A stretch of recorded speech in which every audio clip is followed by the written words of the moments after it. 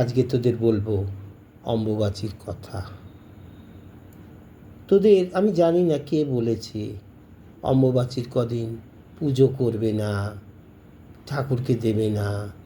হ্যাঁ, এগুলো কি, কোন ধরনের জিনিস? আমাদের ঘরে দেবতা তো আমাদেরই বাড়ির মানুষ। হ্যাঁ, তা আমাদের বাড়ির মায়েরা মেয়েরা যখন ঋতুমতী হয়, তারা কি 3 দিন 5 দিন না খেয়ে পড়ে থাকে? হ্যাঁ, আর তোদের বাড়িগুলো, প্রত্যেকের বাড়ির দেবগৃহের যে আসনটা রয়েছে, ঠাকুরের আসন, সে আসনটা কি সব শক্তিপীঠ? শক্তিপীঠেতেও মায়ের রোজ পুজো হচ্ছে, রোজ ভোগ হচ্ছে, সব কিছু হচ্ছে। তবে তোরা পুজো বন্ধ করবি কেন?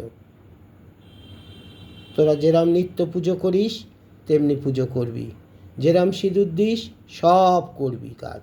আমি বলে দিচ্ছি তোদের বাবা,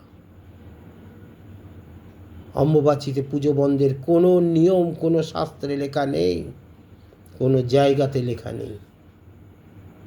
যে কামাখ্যায়, যেখানে মায়ের জনি পিঠে সেখানে পুজো হচ্ছে, সেখানেও ঘর বাইরে নিয়ে নিত্য পুজো মায়ের নিত্যভাবেই চলে, এবং আরও বিশালভাবে হয়। তাহলে তোরা বাড়ির পুজো বন্ধ করবি কেন? কী কারণের জন্য করবি? তবে হ্যাঁ, একটা কথা বলার আছে। রবিবার অম্বুবাচী লাগছে, আর বুধবার রাত 3:30টায় ছাড়ছে। সোম মঙ্গল বুধ এই 3 দিন ঠাকুরের আসনে একটা, ঠাকুরের যে বাসন আছে, একটা বাটি নিবি, বাটিতে কাঁচা দুধ দিবি, আর আম কলা ছাড়িয়ে টুকরো টুকরো করে দিবি। এই 3 দিন দেবতার আসনে আম দুধ দিতে হয়।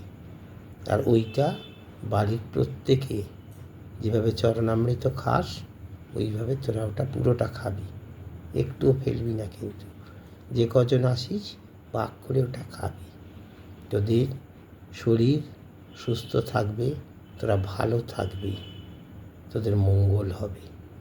আর যে জপের কথা আগের দিন বলেছি, অম্বুবাচীর সময় সেই জপের পরিমাণ যত বাড়াতে পারবি ওই 3 দিন, তত তোদের ভালো হবে, তত তোদের ভালো হবে। এটা মাথায় রাখবি, সব সময় চেষ্টা করবি এটা মাথায় রাখার। ঠিক আছে? বাবা বলে দিচ্ছে যখন তোদের মঙ্গলের কথা, তোদের নিজেদের মঙ্গল তোরা নিজেরাই কর। ঠিক আছে? আরও বলবো, শুনতে থাকিস।